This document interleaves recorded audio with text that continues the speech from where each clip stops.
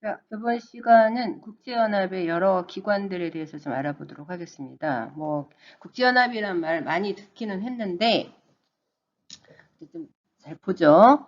자, 일단, 국제연합의 제1장 1조를 보면, 국제연합의 목적에 대해서 나오고 있어요. 우리 교과서를 보면 조금 더 간략간략하게 나오긴 합니다만, 요 네 가지 중에 한 두 가지 정도는 여러분들이 기억을 하고 있으면 좋을 것 같습니다. 내가 무슨 말을 하는지 이해하실 것 같아요. 자, 그래서 국제연합의 목적은 일단 이게 왜 만들어졌느냐 생각하면 국제 평화와 안전을 유지하기 위한 거예요. 예, 그래서 평화에 대한 위협의 방지, 제거 이런 것들을 집단적으로 조치하기 위한 거다 이렇게 보시면 될 것 같아요. 그죠?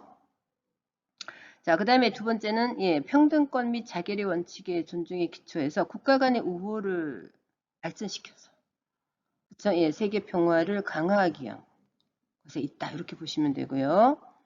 예, 그 다음에 경제, 사회, 문화적 또는 인도적 성격의 국제 문제를 해결해서 모든 사람의 인권 및 기본권 자유에 대한 존중을 촉진하고자 한다. 그래서 더 나아가서는 국제적 협력을 달성한다. 자, 요거는 우리 교과서를 좀 보면 거기 좀 간략하게 잘 설명되어 있으니까 한번 보도록 하세요. 자, 이렇게 해서 이런 목적을 달성함에 있어서 어느 나라는 처지고 어느 나라는 뭐 앞서 나가고 이러면 좀 곤란하잖아요. 그래서 각국의 활동을 조화시키는 그 중심에 국제연합이 있고자 한다. 이렇게 보시면 될 것 같아요. 자, 그래서 국제연합의 현장 개요를 보면 이렇게 굉장히 다양한 내용들이 있긴 합니다만 우리에게 좀 중요한 거는 왜 국제연합이 설립이 되었고 그 목적이 뭐냐. 한 네 가지 중에 한 두 가지 정도를 기억하면 좋을 것 같습니다. 자, 그다음 총회는 보시면 좋을 것 같아요. 총회는 여기 이렇게 보면 모든 국제연합의 회원국으로 구성이 되고 그다음 각 회원국은 총회 5인 이하의 대표를 가진다 이렇게 되어 있는데 하여튼 모든 국제연합의 회원국으로 구성이 된다는 것을 이해를 하시고요. 그다음에 여기에는 의결사항과 권고사항들이 있거든요. 자, 그래서 이제 예를 들어 국제연합의 그 뭐라 그러지? 권고적 의견이란 말이 무슨 말인가? 이제 이런 것들도 우리 교과서에 잘 나와 있으니까 이거를 좀 찾아보시면 좋을 것 같아요. 여기 이제 이 11조 2항을 보시면 그 권고할 수 있다. 그쵸? 뭐 이런 이 권고 이런 말들이 많이 나오잖아요. 자, 그래서 이게 권고적 사항과 여기도 이제 권고할 수 있다. 그쵸? 이런 것들이 어떤 의미가 되는지 이제 이런 것들을 좀 이해할 필요가 있어요. 자, 그 다음에 그래서 이건 뭐 다 외울 건 아니고 하면 여러분이 한번 이제 읽어보시면 좋을 것 같아요. 예, 그래서 총회는 이제 여기 뭐 뜸선 되어 있기 때문에 그 다 이해할 수는 없다 하더라도 권고적 권한을 갖고 있는데 자, 국제연합의 역할이 다양히 있어요. 그죠? 그 중에 권고적 의견에 해당하는 것이 뭘까? 이런 것들도 좀 이해를 해보시면 좋을 것 같아요. 넘어가도록 합니다. 안전보장이사회가 사실은 국제연합에서 가장 중요하죠. 그죠? 자, 그래서 우리가 일단 아까 얘기했지만 15개 국제연합 회원국으로 구성되는데 중국, 프랑스, 러시아, 영국 및 옛날에 이제 소련이라고 했었던 거 지금 없으니까요. 영국, 미국. 이게 이제 5개 상임이사국입니다. 그럼 이 5개 상임이사국과 10개 비상임이사국. 우리나라 가끔 한 번씩 이렇게 비상임이사국으로 선출되기도 했죠. 그죠? 자, 그러면 이 상임이사국은 늘 그냥 얘들을 바뀌질 않아요. 이게 이제 문제이긴 해요. 자, 이게 늘 바뀌질 않는다는 게 문제이긴 한데 10개 비상임이사국은 이제 2년을 임기로 선출을 한다 이렇게 보시면 될 것 같고요. 자, 그 다음에 임무와 권한 이런 것이 있잖아요. 임무와 권한. 그죠? 자, 그 중에 이제 상임이사국. 그러니까, 국제연합 안전보장이사회의 상임이사국이 갖는 그 특권. 그쵸? 요거를 좀 보세요. 가장 대표적인 게 뭐가 있을까요? 거부권이죠, 거부권. 그쵸? 뭐 이런 것들이 좀, 좀 서술이 되면 좋을 것 같기는 한데요. 자, 어쨌건, 국제연합의 신속하고 효과적인 조치를, 왜냐하면 국제연합은 평화, 를 유지하는 것이고요. 만약에 국제사회에 어떤 국가가 회원국이든 비회원국이든 남의 나라의 평화를 위협한 어떤 군사적인 행동을 했다, 침략적 행위를 했다 할 때, 그쵸? 예, 그 유지를 위해서, 국제 평화와 안전의 유지를 위해서, 예, 1차적인 책임은 안전보장이사에 부여를 하고요.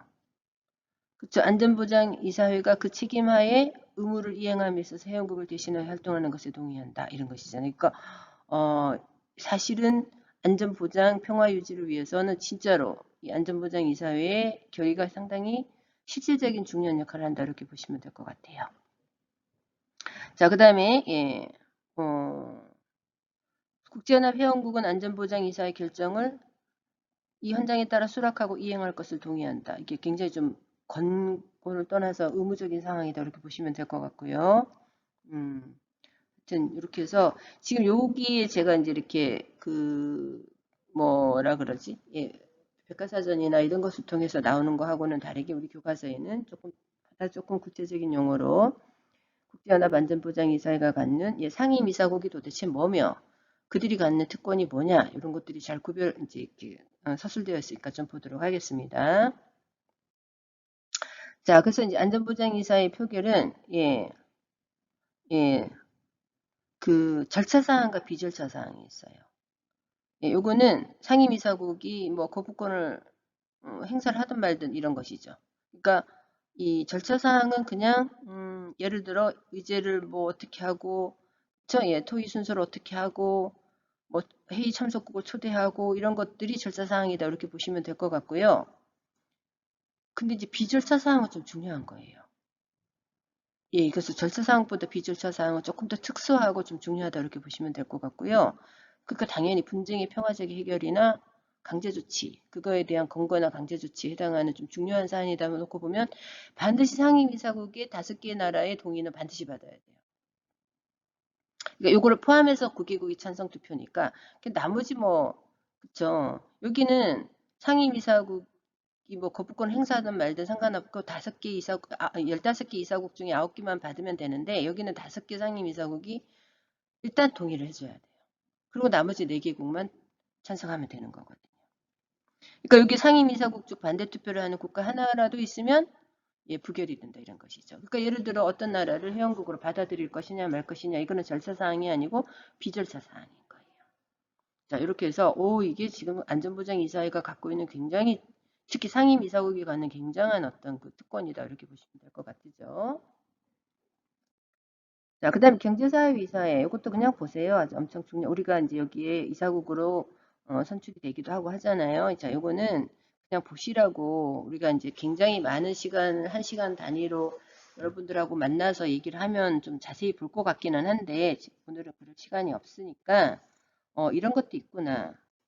그래서 총회 중요하고 안전보장이사회 중요하고 또 경제가 되게 중요하니까 경제사회이사회 되게 중요하고 뭐 이런 게 있다 정도 이해하시면 될 것 같기는 해요. 그죠? 자, 그래서 그냥 보시도록 하고요. 자, 그러면 이제 우리가 국제연합의 한계는 늘 알잖아요. 일단 설립 초기에 비해서 회원국의 수가 되게 많아서 지금 한 126개국 정도 되죠. 자, 그 다음에 그러니 적은 나라들 사이에 5개 상임이사국의 특권을 지나치게 강하게 한 거 이거 우리가 좀 뭐 불만족스럽다 이런 거잖아요. 그래서 설립 초기에 정해진 안전보장이사회 상임이사국의 구성 및 권한에 대해서 개혁 요구가 지금 마구 분출되고 있다 이런 것이죠. 그 다음에 사회가 변함에 따라서 기능이 사라진 산하기구들은 아직 있다거나 아니면 뭐 중복된 기능이 있다거나 이런 것 좀 세분할 필요가 있다. 뭐 이렇게 해서 이제 기구 조직 자체 개편의 요구도 커요. 자, 그 다음에 이제 각국의 분담금 조정의 문제가 있죠. 뭐 예를 들어 한국 같은 경우는 경제적인 위상이 높아짐에 따라서 분담금을 좀 많이 내야 된다. 어떤 나라들 옛날에는 잘 살았는데 지금 우리나라가 못 사는데 계속 옛날에 많이 냈던 것들을 계속 요구한다. 뭐 이런 문제가 불거질 수 있겠잖아요. 자, 그래서 각국의 분담금 조정의 문제도 지금 문제거리다.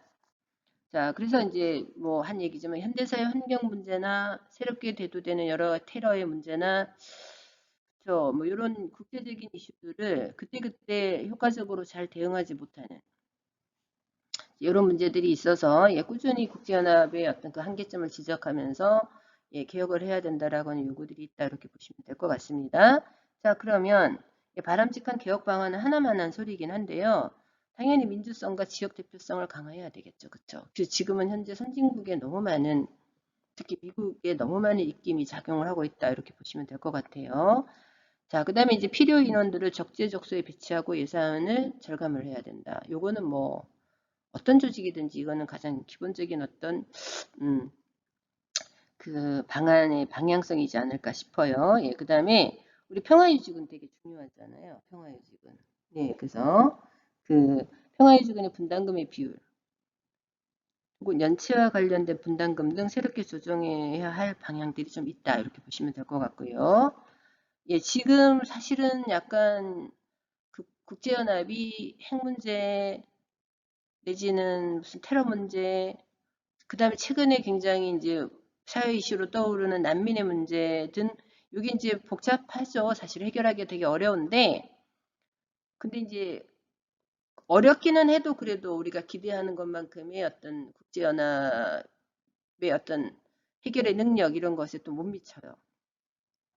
그래서 국제현안에 보다 적극적인 역할을 수행해 주기를 바라고 있죠. 그죠? 자, 그래서 이제 이렇게 개혁의 방향성은 민주성을 강화해야 되고, 지역의 대표성도 강화해야 되고, 당연히 위에 얘기했던 것처럼 상임이사국에 대한 새로운, 뭐라 그럴까요? 조직의 개편도 좀 있어야 될 것 같고, 실제로 이 특권을 놓지 않고자 하는 강대국들이 뭐 저항이 만만치는 않을 거라고 봅니다만, 자칫 잘못하면은 국제연합이 사실은 있어나 마나한 기구로 잘 나갈 수도 있기 때문에 이거는 반드시 조정을 할 필요가 있고요. 그 다음에 진짜로 핵 문제, 테러 문제, 난민 문제, 분쟁 문제 이런 것들을 신속하게 대응해야 될 필요성이 있다.